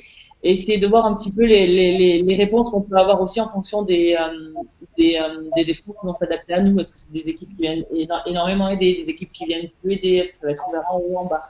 Donc voilà, c'est essayer d'avoir ce recul-là, mais après sur l'instant T, voilà, je suis pas pour le fait d'engueuler une joueuse parce qu'elle prend des mauvais tirs. Si elle prend des mauvais tirs, elle peut aussi très bien s'asseoir. Si un joueur a envie de faire que shooter, qu'importe ce qu'il dise, il continuera à le faire. Donc là, tu peux le mettre sur le banc. Donc ça peut aussi aider les gens à comprendre un petit peu ce que tu attends d'eux, quoi. Voilà. Mais à mon avis, il y a quand même pas mal de situations à exploiter. Comme dit Sylvie, l'appui vidéo est quand même, ça ment pas. Les images, elles ne mentent pas. Par contre, ça peut vraiment arriver que tu joues une action et que tu te rends pas compte que quelqu'un est complètement seul. Ça peut arriver aussi. Donc il faut pouvoir, entre guillemets, trouver la bonne balance entre. Parfait. Kevin, tu veux intervenir? Oui, bien sûr. Moi, j'utilise beaucoup la vidéo depuis que j'ai commencé là avec les gosses, les U13. On a des matchs, on a des entraînements, et j'aime bien mettre la vidéo aux matchs et aux entraînements parce que on voit déjà on voit l'évolution. Donc les joueurs ils voient leur évolution et en plus ils voient leurs erreurs, d'accord, sur un match. Et comme ça a été dit tout à l'heure, c'est très important au final, c'est un très très bon outil. La vidéo, c'est juste ce qu'il y a de meilleur en fait, je pense. On peut pas dire à un joueur t'as mal fait sans lui avoir expliqué pourquoi, sans qu'il ait compris pourquoi. Et avec la vidéo, on peut lui dire pourquoi il a mal fait de faire ce choix-là. Et lui, il peut comprendre et il a une explication derrière très logique généralement de dire bah oui parce que j'avais que ce choix-là, parce qu'il m'a pas m'a pas envoyé, il m'a pas dit hey, je suis là ou une connerie comme ça. Donc après ça va permettre de régler des petits problèmes et donc ça fait qu'évoluer. Après là où il faut être bon avec la vidéo parce que la vidéo tu vois ce que tu veux tout le temps, tu peux te raconter des histoires aussi, donc c'est l'utilisation soi-même de la vidéo qui doit être intéressante. Je pense que c'est important de comprendre les sensations du joueur avant de dire regarde ce que tu as fait, ça c'est pas bien. Qu'il essaye de se rappeler pourquoi il a fait ça, est-ce qu'il a vu quelque chose. Comme ça, quand il se retrouvera dans l'action, si tu veux, il y aura déjà en termes de sensations, parce que quand tu joues, tu sens les choses, t'as pas le temps de réfléchir.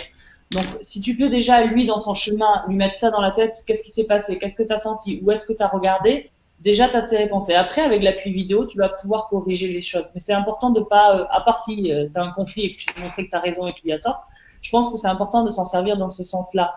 Mais comme je pense que c'est important aussi de ne pas trop en faire. On peut pas à chaque fois regarder tous ces tirs qu'on a pris sans arrêt. Voilà, tu les regardes, mais après, il y a tellement de paramètres dans le basket que c'est difficile aussi. Ouais, après, il faut que... Alors, ça reste un outil, tout le monde n'y a pas accès et on peut pas forcément non plus, on n'a pas toujours le temps non plus dans les catégories jeunes de faire des retours sur tout ça. Donc c'est bien de leur montrer, mais le plus important c'est à l'entraînement de les guider sur qu'est-ce qui est un bon choix et donc de les mettre en situation dans le jeu, à la limite de le sortir du terrain et de dire tu prends la place du coach et regarde un peu ce que tu as fait. Et le questionner, il va lui-même trouver les réponses aussi. Ça, c'est important à chaud le faire sur l'entraînement. Nickel. On a plusieurs réactions là. Alors on a Misel qui nous dit pour la majorité des clubs, 2 entraînements par semaine pour U11F, U13F, U15F. Il fait près de 50% de temps au tir. Voilà, il consacre 50% de son temps au tir. Et après il nous dit est-ce trop? Non. Non, c'est pas trop. C'est pas trop parce que c'est quelque chose qui est très important. Donc si tu mets 50% de tir et que tu mets 50% de fonda, c'est très bien. Donc. Alors après, il y a les 50% au tir, mais est-ce que c'est que du tir extérieur ou est-ce qu'il y a tous les tirs pris en compte? Parce que pour moi, si c'est 50% sur le tir en général, en comprenant tout ce qu'on a dit au début, les tirs en course, sur un appui, 2 appuis, les lâchers, power, flotteur, enfin, si on parle de fondamentaux, c'est pas trop, et c'est même limite pas assez, parce que on peut avoir une globalité de choses, de fondamentaux offensifs sur le tir, voilà, ce qu'on disait à l'infini. Donc ouais, il faut pas hésiter à passer du temps sur les fondamentaux, clairement. Alors Misel, est-ce que tu peux préciser, quel tir tu fais en fait dans ton 50%? On a ensuite Anthony Ladré, donc qui a été intervenant la semaine passée sur le basket feuille, qui nous pose une question. Je ne sais pas si vous en avez déjà parlé, mais quels sont les pourcentages de réussite que vous attendez lors de vos séances de tir? Sylvie, toi sur le pôle, qu'est-ce que tu attends par exemple? Alors on leur déjà pour les lancers francs, c'est un vrai repère pour nous de l'avancée de la gestuelle du joueur. On a d'entrée sur les premières années, en tout cas sur la rentrée des premières années, un 60% sur l'objectif, et plus on va augmenter les trimestres, plus on va avancer dans le temps et dans le travail de la gestuelle, on va arriver sur du 70% de réussite sur les lancers francs. Donc en compétition par contre, hein, c'est sur les entraînements, on a des séries où on attend une progression on va dire régulière, et on prend ensuite les statistiques en compétition des 2 équipes, parce on répartit les joueurs sur 2 équipes.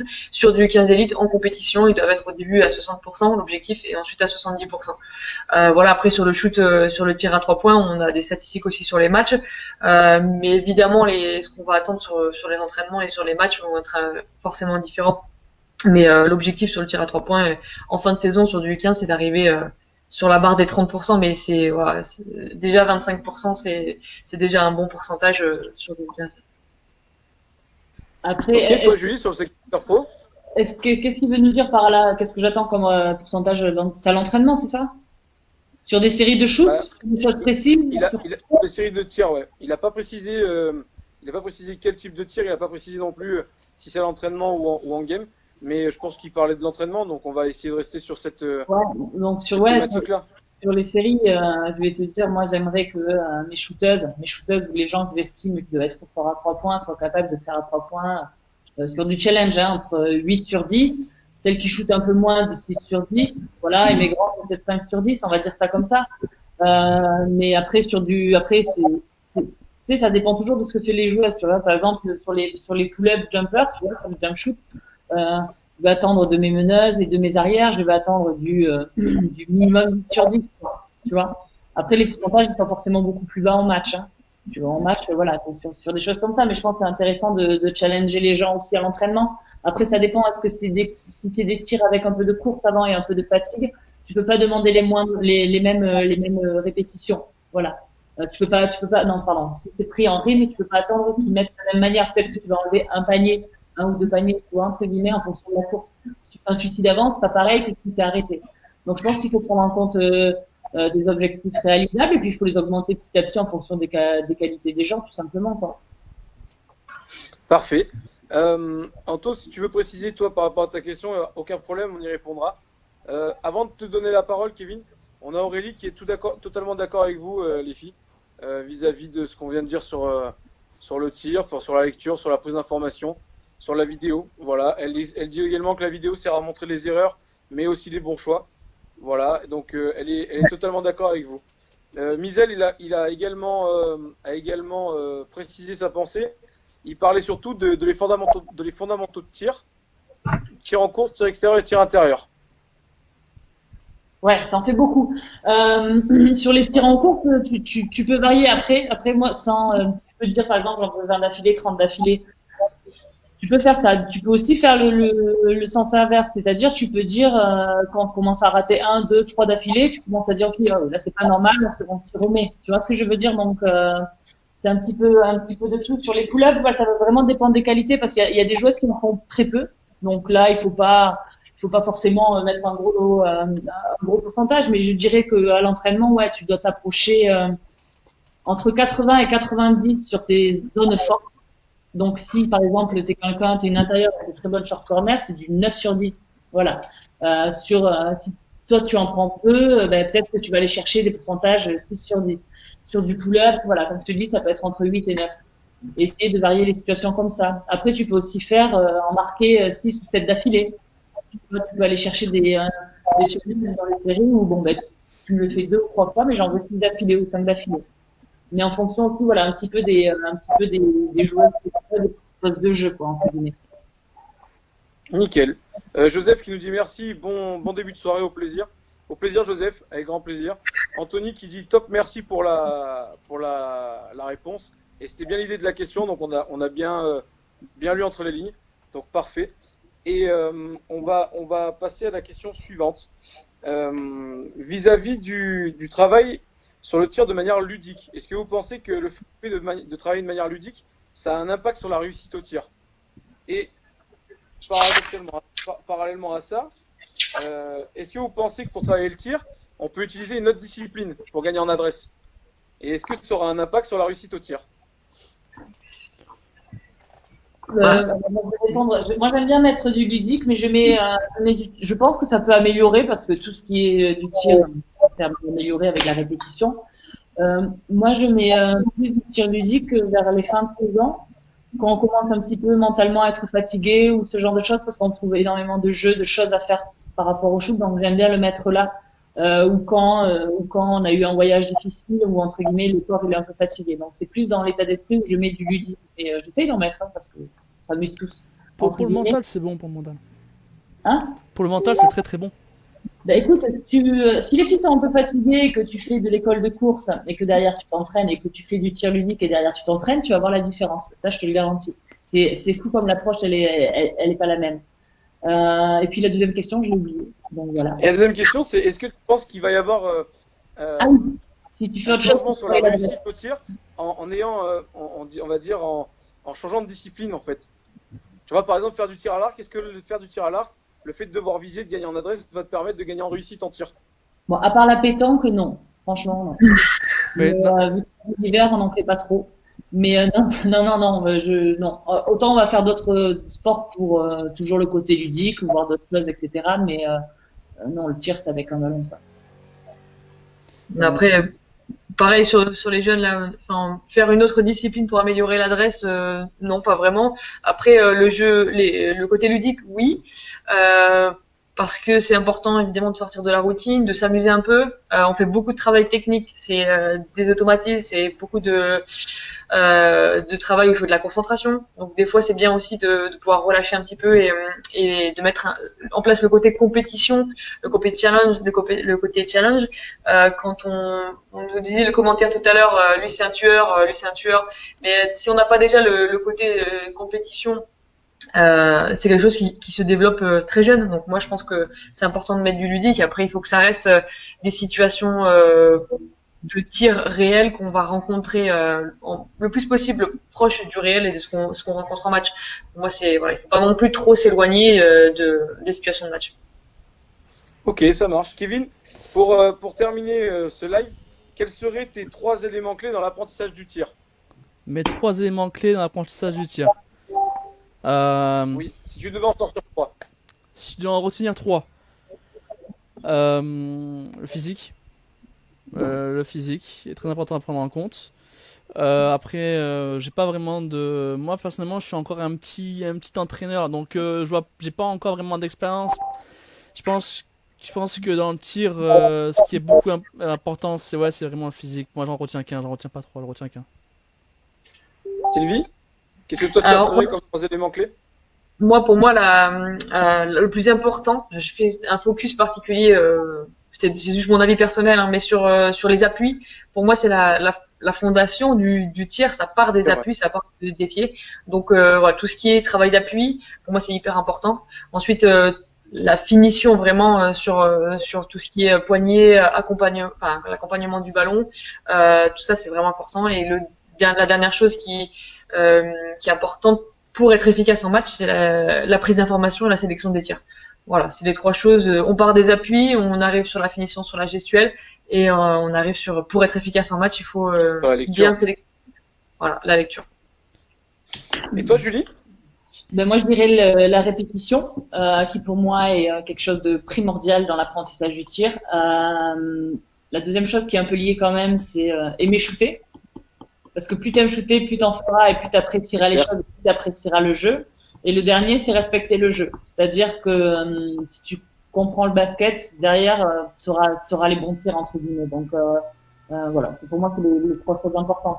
Après, c'est intéressant parce qu'on a vraiment dit tous des choses différentes. On a tous une approche par rapport au tir différente. Donc après, tu nous as parlé du physique, toi tu nous as parlé des appuis, moi je parle plus de sentiments, de choses. On est tous différents, entre guillemets, donc il n'y a pas une seule manière de faire. C'est ça qui est génial. Le mieux, c'est de trouver comment ton joueur lui perçoit les choses. Voilà, il y a des gens, ils ont besoin que ce soit mécanique. Tu as besoin de leur redonner confiance par la mécanique. Il y en aura, tu auras besoin de te donner confiance par le shoot. Tu auras besoin de donner confiance par le rythme. Et en fait, chaque joueur, il est vraiment différent. Alors, quand on en a 27 comme toi, tu peux pas vraiment faire. Quand on est une équipe un peu plus réduite, c'est savoir qu'est-ce qui te parle. Et surtout, ne pas trop en faire non plus. Parce que si tu donnes 25 000 consignes, la personne, tu la perds. Donc, c'est réussir à trouver le lien que tu peux créer pour aider cette personne-là à le développer. Excellent. Excellent. Alors, avant de vous remercier, déjà, je remercie tous les internautes qui ont réagi. Là, Jean, notamment, j'ai pas pu... allez, on va le faire. Nous sommes tous d'accord, comme le souligne Aurélie, les retours vidéo sont positifs, sont toujours les bienvenus, pardon. Les retours vidéo positifs sont toujours les bienvenus et permet de renforcer la confiance en soi. Donc, c'est ce que vous disiez tout à l'heure. Jean, il te remercie, Sylvie, pour la réalité du terrain dans tes réponses. Bien. Et Aurélie qui dit que le bon canal de communication, c'est comprendre son joueur et se faire comprendre. Voilà. Donc merci aux internautes d'avoir réagi. Merci à vous d'être venus ce soir. J'espère que vous avez passé un moment. En tout cas, j'ai passé un très bon moment. Et si c'était à refaire, ce serait avec grand plaisir. Et, du coup, on passe le bonjour à Aurélie. Ouais. Vas-y, Vivi. Excuse-moi, j'ai pas entendu. Non, mais on passe le bonjour à Aurélie, qui en fait est une ancienne coéquipière. D'accord, ok. Ok, d'accord, ok. Et donc j'en profite pour vous parler du live du 3 juin, donc la semaine prochaine. Il sera bien à 17h sur le rôle de l'assistant. Et pour ce live-là, nous aurons Rachid Méziane, donc le coach de la Ligue féminine de SVL Lille Métropole, et qui est assistant coach sur l'équipe de France A féminine. Gauthier Ségard, qui est également un assistant sur la Nationale 1 masculine. Kevin Chappelle, qui est assistant d'Hervé Coudray au Havre sur la Nationale 1 masculine. Et Erwin Schneider, qui est assistant coach sur beaucoup d'équipes, mais également sur le centre de formation de l'ASVEL Lyon féminin. Voilà. Je vous remercie beaucoup d'être venus. C'était vraiment sympathique et à refaire avec grand plaisir. Merci beaucoup. Merci à tous, merci. Au revoir. Au revoir, ciao.